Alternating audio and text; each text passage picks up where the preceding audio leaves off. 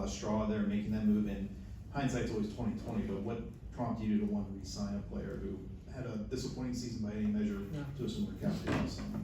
Fair question. I think it was 2 years ago, Cap had 30 points in 40 games and looking like he was a pretty good player, and feeling was that last year was a bit of a down year and that he would bounce back, and he's still almost a half a point a game guy, and I think he can be a productive player. Unfortunately, it hasn't worked here. So tough decisions have to be made along the way, and that's what this was with Cappy. Danny?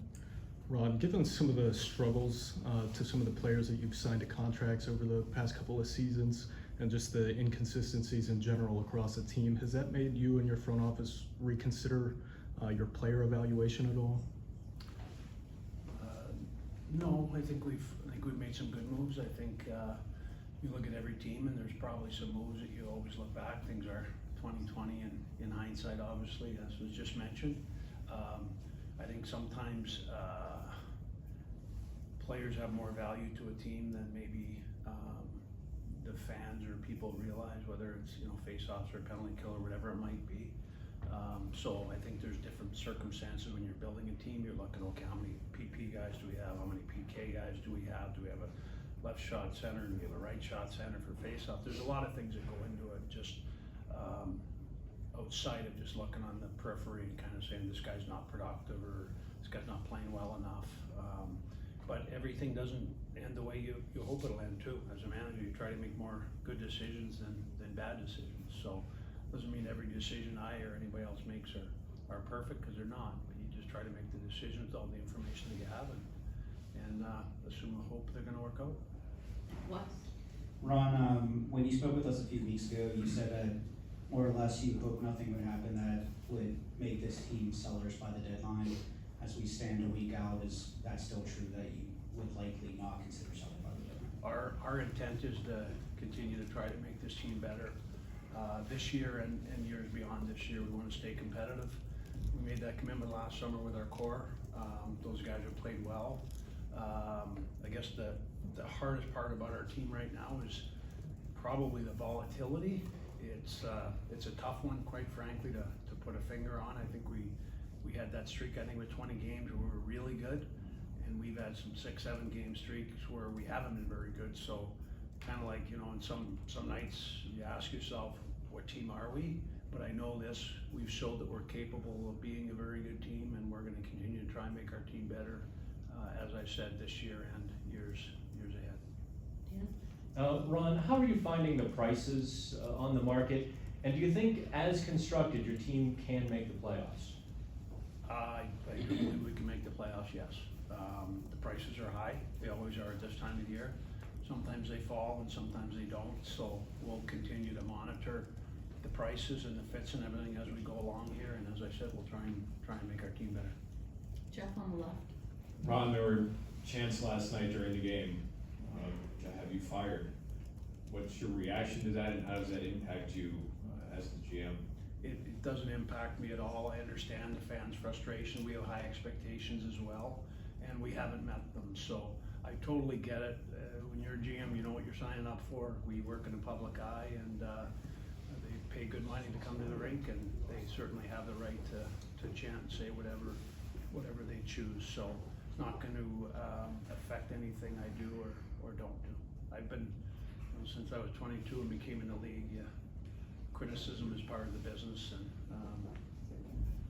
you have to handle it. You have to deal with it. Ron? Two, if I may, on Kapanen, was this move necessary in order to be able to get back on the roster because of LTIR? And also, do you need to do something else to clear cap space to improve this team? We're going to do everything we can to improve the team, but I'm also not looking. We're not looking to spend big assets on rentals. So if we're going to spend a big asset, it's going to help us this year and years to come. That decision has been made.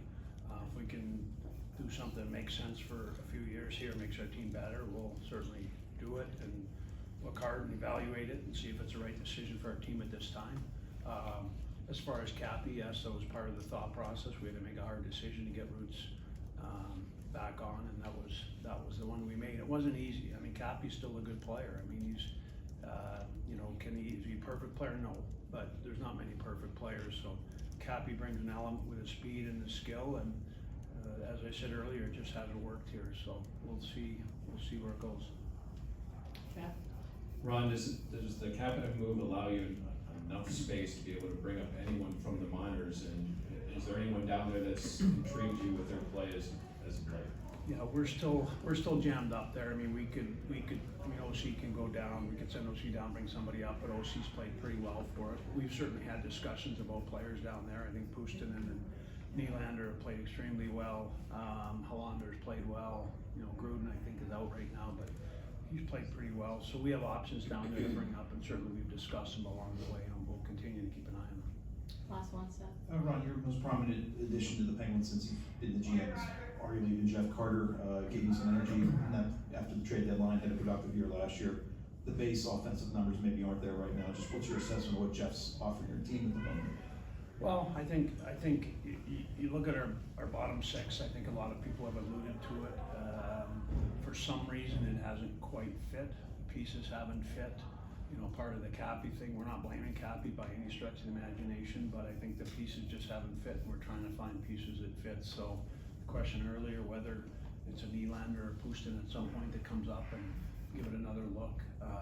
We just try to give the coaches the options that we can give them, but we're in a tight cap situation, which we're trying to rectify a little bit here. But when you're up against it, there's only so many things you can do. But you know, players get hurt, one guy goes in LTIR, and everything changes. So unfortunately, it's hard to plan for it, and you certainly don't want it to happen, but it does happen, and you just need to have the pieces down below to come up and fill in. But like I said, maybe one of those guys at some point is a piece that helps at the bottom six. I think Jeff has done some good things. I think at times he's played well, and I think I said this last time, I think there's times where he can play better than he's played. But he's a big face-off guy for us, and he's a penalty killer for us, and he fills a role.